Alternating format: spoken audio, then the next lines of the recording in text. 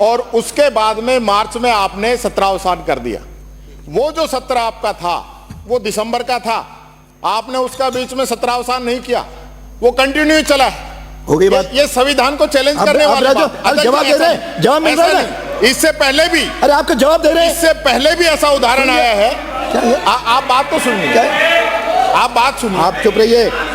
आप आज पहले ही दिन मेरे को कठोर कार्रवाई के लिए मजबूर न करें, कान खोल के सुन ले, मेरे को कठोर कार्रवाई के लिए मजबूर न करें। आपने बोल दिया, उत्तर सुनिए। नहीं, इससे पहले भी मुझे ध्यान आ गया, इससे पहले भी 93 के अंदर सेम स्थिति हुई थी।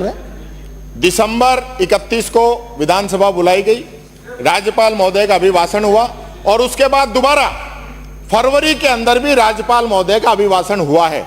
आप इसका एग्जामिन करवाइए। सही बात मैं आपसे कहना चाहूंगा, हम संविधान की लड़ाई लड़ने के लिए आए हैं। आपकी बात आ गई, संविधान की लड़ाई लड़ने के लिए आए हैं। ये आज की जो बैठक है ये संवैधानिक है। मंत्री बोलिए, ये बैठक है संवैधानिक है। बात हो गई, संवैधानिक का जवाब सुन लो, माननीय प्रतिपक्ष, संविधान का जवाब सुन लो। सुनिए, उत्तर हो गई, जवाब सुन लो, अभी जवाब सुन लो, संविधान का जवाब। डोटासरा जी, माननीय अध्यक्ष महोदय, संविधान का जवाब सुन लो, संविधान का। एक बात हो गई, जवाब का सुनना है कि नहीं? संविधान का जवाब सुनना है कि नहीं? मैं व्यवस्था देता हूँ। संविधान का जवाब इतना जवाब दे रहा हूँ। बैठिए, आपको कहना जाए, फिर मैं व्यवस्था देता हूँ। आपकी बात पहले मेरे को सुने। अरे कानून मंत्री उत्तर तो देगा। माननीय अध्यक्ष महोदय, अरे आपकी बात आ गई ना, बोलिए। माननीय अध्यक्ष महोदय, अरे बात हो गई पूरी, आ गई ध्यान में। अरे सब मैंने कर ली भाई, अरे सब आ गई, माननीय हो गई, बात हो गई, आ गई। अब एक बात सुन ले, फिर सुन लो। अरे दोबारा आवश्यकता होगी तो बिना अनुमति के बोलना संवैधानिक है। अरे बिना आसन की अनुमति के बोलना। माननीय अध्यक्ष महोदय, माननीय अध्यक्ष महोदय, शांति से। संविधान का आधार लेके माननीय इस तरह का गलत इंटरप्रिटेशन, कानून के विरुद्ध इंटरप्रिटेशन, या तो जानकारी नहीं है या जानकारी होते हुए जानबूझकर छिपाया गया है। 176 पढ़िए, मैं बता रहा हूँ, सुनो ना, अभी पढ़ रहा हूँ, ये लो, यही पढ़ रहा हूँ, यही पढ़ रहा हूँ। अब मैं व्यवस्था दे रहा हूँ, अब आगे दो पूरी निवेदन कर दूं। ये द्वितीय सत्र है, ये जो नोटिफिकेशन हुआ है इसमें द्वितीय सत्र है, पहला सत्र नहीं है। पहला स्पीकर है, दूसरा से आपका सदन राज्यपाल का विशेष अभिभाषण। राज्यपाल विधानसभा के लिए प्रत्येक साधारण निर्वाचन के पश्चात, जनरल इलेक्शन के बाद में, प्रथम सत्र के प्रारंभ में, प्रथम सत्र नहीं, ये द्वितीय सत्र है, प्रथम सत्र के प्रारंभ में और प्रत्येक वर्ष के प्रथम सत्र के प्रारंभ में यही पढ़ रहा हूं, सुनो, अरे सुनो, अरे सुनो पहले, अरे ये सुनो, सुनने की क्षमता ही नहीं है, ये नहीं है, सुनो, अरे सुनो, सुन लो, साहब सुनते नहीं, मेरे भाई साहब सुने, सुनिए। मैंने पढ़ ली भाई। प्रत्येक सत्र के प्रारंभ में विधानसभा या विधानसभा वाले राज्य दिशा में समावेश सदनों का अभिभाषण विधानमंडल के आह्वान किया जाएगा। एक ही बार होगा, राज्यपाल का अभिभाषण एक बार होगा, वो हो गया है, दूसरी बार नहीं होता है, वो सत्र गिन लिया है। कानून की जानकारी नहीं है या कानून पढ़ा नहीं है या पढ़ने के बावजूद गलत इंटरप्रिटेशन है, एक ही बार होगा। ये जो वर्ड है, the commencement of the first session after each general election to the legislative assembly and not or and at the commencement of the first session है, ये फर्स्ट सेशन में होगा, सेकंड सेशन में नहीं होगा, इट इज सेकंड सेशन है। अब मुझे व्यवस्था देने दीजिए, अब मैं व्यवस्था दे रहा हूँ, आपका भी विषय आ गया, इनका भी आ गया, दोनों का रिकॉर्ड पे आ गया, अब मैं व्यवस्था दे रहा हूँ। मेरी बात सुनिए, लोकसभा में तो स्पीकर बंद करते हो आप, यहाँ भी मेरा स्पीकर बंद करने लगे। मैं व्यवस्था दे रहा हूँ, या तो बोलने तो दीजिए हमें, मेरा स्पीकर बंद कर देते हो आप, बार बार माइक बंद कर देते हैं आप। आसन पाओ, आप राजा। माननीय सदस्यों, विपक्ष नेता ने जो मुद्दा उठाया, हमारे संसदीय मंत्री ने भी कुछ रखा, दोनों को सुनने के बाद ये व्यवस्था है, हमेशा प्रथम सत्र के आरंभ में और प्रत्येक वर्ष तथा 2024 के प्रथम सत्र में संबोधन हो गया। 2024 का यह द्वितीय सत्र है, इसीलिए राज्यपाल के अभिभाषण की कोई आवश्यकता नहीं है। आगे बढ़िए। हो गई अध्यक्ष जी, व्यवस्था हो गई, हम आपकी बात मान लेंगे। व्यवस्था हो गई। मैं अध्यक्ष जी, अरे भाई रुको यार, अब बधाई। एक मिनट, हम आपकी बात मान लेंगे। एक मिनट, आप तो ये बता दीजिए इस नए साल का पहला सत्र कब आपने बुलाया है? नए साल का नहीं होता है। आप प्रथम सत्र बता दीजिए, प्रथम सत्र आपने कब बुलाया है ये बता दीजिए, आप बता दीजिए। सत्र दिसंबर में शुरू हुआ, जनवरी में समाप्त हुआ। नए साल में क्या नहीं होता है, दिसंबर का कैसे कोई साल गिना जाएगा? अध्यक्ष जी, ये भी वर्ड है नॉट और। अब आपका इंटरप्रिटेशन गलत है, ये कंटिन्यू सेशन है भैया, इसलिए एक बार हो गया है, दोबारा नहीं होगा। अध्यक्ष जी, व्यवस्था के बात सुनिए, बात सुनिए, बैठिए। व्यवस्था के बाद माननीय व्यवस्था के बाद चर्चा नहीं होती है। आगे बढ़िए। बधाई संदेश सुनिए, आज चर्चा नहीं, दोनों का आ गया रिकॉर्ड में, वो उसका आप व्यवस्था हो गई, आप कुछ नहीं। बधाई संदेश देखिए, राजस्थान विधानसभा के व्यवस्था हो गई। आप बैठिए, करिए, करो, करिए। अध्यक्षीय व्यवस्था के बाद ये आपका यह संसद अपमान है। अध्यक्षीय व्यवस्था के बाद कोई कार्रवाई करते हो, ये आपके सदन की गरिमा के खिलाफ है। ये सदन की गरिमा के खिलाफ है, ये सदन की गरिमा के खिलाफ है। इससे आप अखबार में छप जाओगे, लेकिन नियम नहीं बदलेंगे। आगे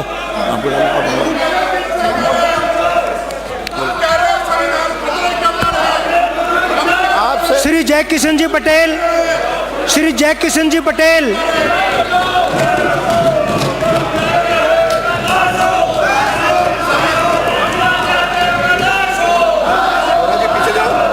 पीछे जाओ, सबसे पहले आप निकाले जाओगे, मैं कह रहा हूं।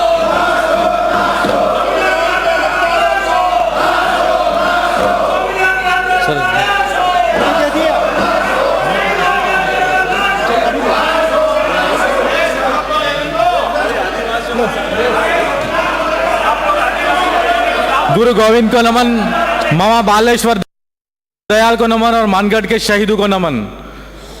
मैं जय कृष्ण जो विधानसभा का सदस्य निर्वाचित हुआ हूं, प्रकृति पूर्वज की शपथ लेता हूं कि मैं विधि द्वारा स्थापित भारत के संविधान के प्रति सच्ची श्रद्धा निष्ठा रखूंगा।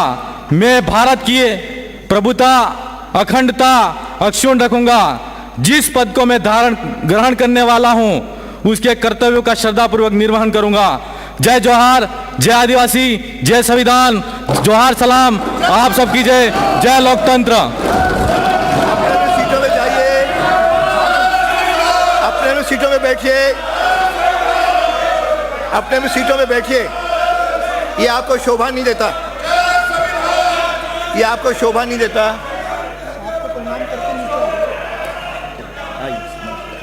बधाई हो आपको। इधर से हो गया, अरे हो गया।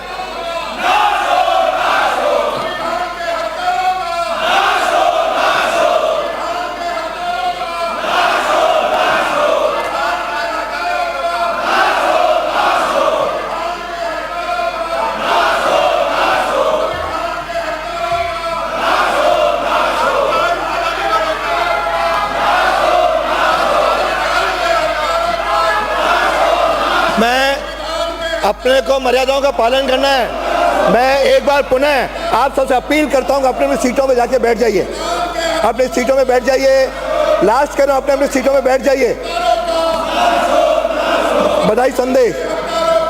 राजस्थान विधानसभा के 3 बार सदस्य रहे श्री ओम बिरला के लोकसभा अध्यक्ष गरिमामय पद पर लगातार दूसरी बार आसीन होने पर यह सदन गौरव एवं प्रसन्नता का अनुभव कर रहा है एवं इससे राजस्थान प्रदेशवासियों का मान और गौरव बढ़ा है। श्री बिरला का राजस्थान विधानसभा और लोकसभा के 2 दशकों से अधिक संसदीय अनुभव रहा है।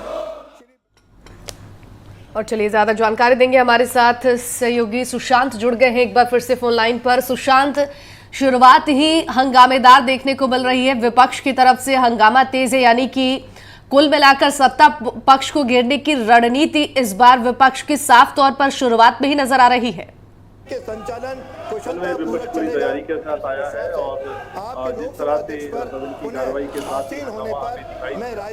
दलील ये थी विपक्षी की नया सत्र है, लिहाजा राज्यपाल के अभिभाषण से होना चाहिए। तो इस बात को लेकर जब स्पीकर ने समझाइश करने की कोशिश की तो एक बार की मामला शांत हुआ, लेकिन अभी जब सदस्य नवनिर्वाचित शपथ ले रहे हैं, उनकी शपथ की कार्रवाई चल रही है, तो वेल में आकर विपक्ष के जो नेता हैं वो और तमाम विधायक हंगामा कर रहे हैं, विरोध कर रहे हैं। स्पीकर वासुदेव समझाइश की कोशिश कर रहे हैं, लेकिन एक तरीके से तयशुदा तहत पिछला जो सत्र हुआ था दलील की कि उसका सत्तावार हुआ था, अभी चूंकि नया सत्र है और इसमें राज्यपाल का अभिभाषण होना चाहिए।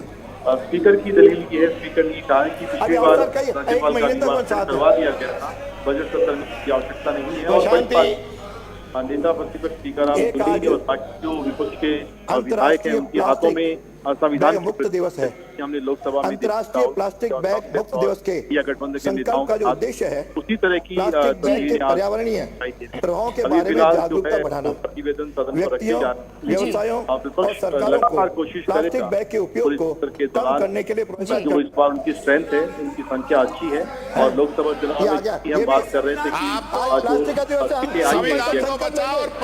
कॉन्फिडेंस भी बढ़ा हुआ है, ये प्लास्टिक बन कर रहा है। संविधान की व्यवस्था दे दी मैंने।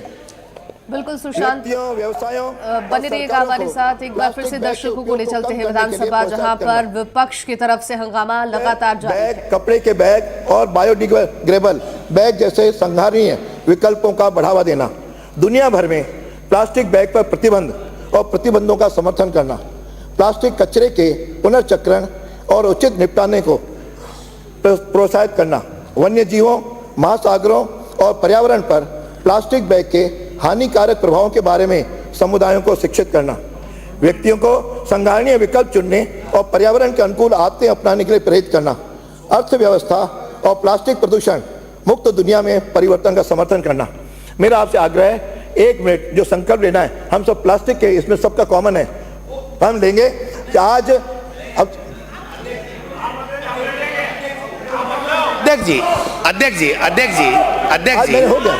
1 मिनट, इनकी व्यवस्था व्यवस्था संविधान की बात की, चर्चा नहीं, आपने शोकाभिव्यक्ति का कहा, हम बैठ गए, अध्यक्ष हैं आप शोकाभिव्यक्ति में बीच में प्लास्टिक कहां से घुसा दिया आपने प्लास्टिक कहां से ले आए?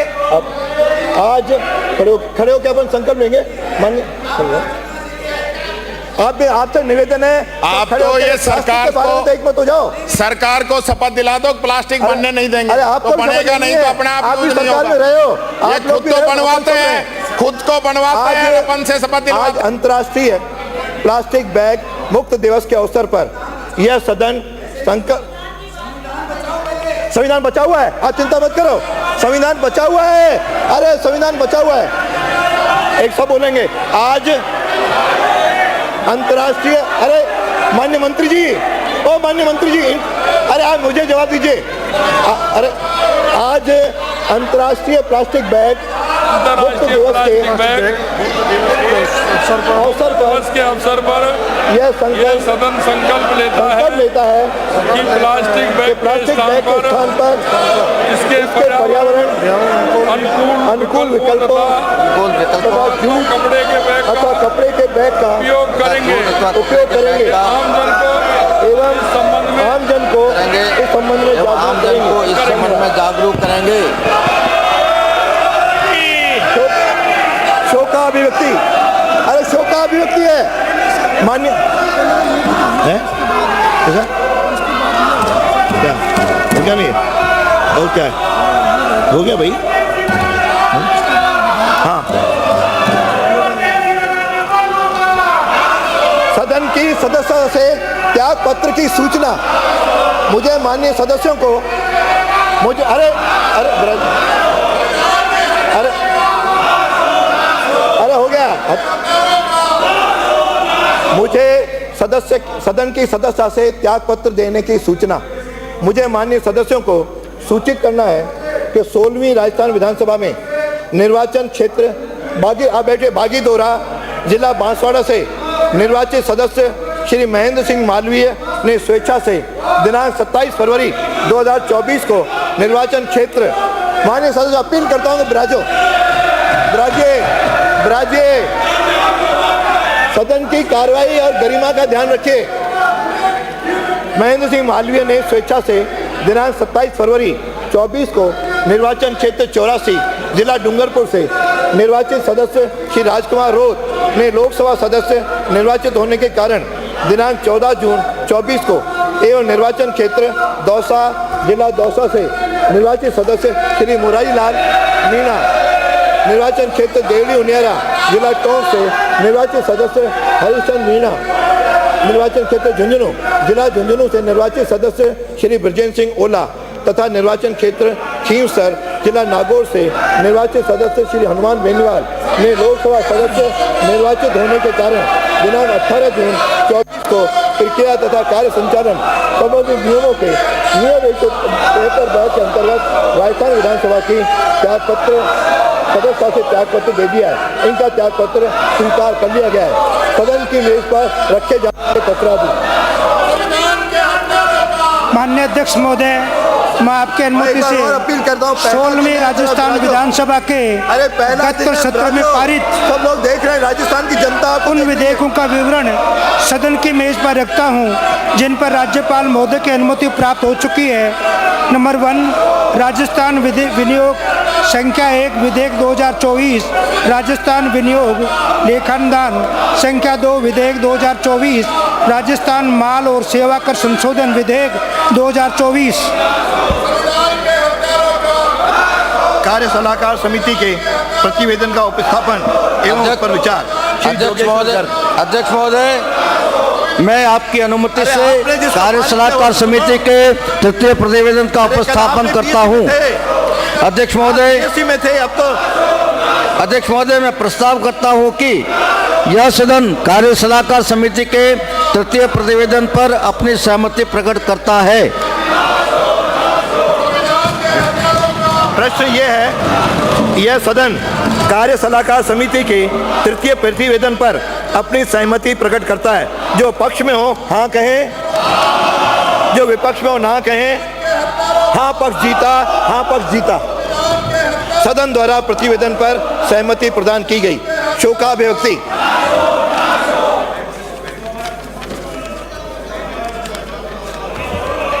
माननीय सदस्यगण,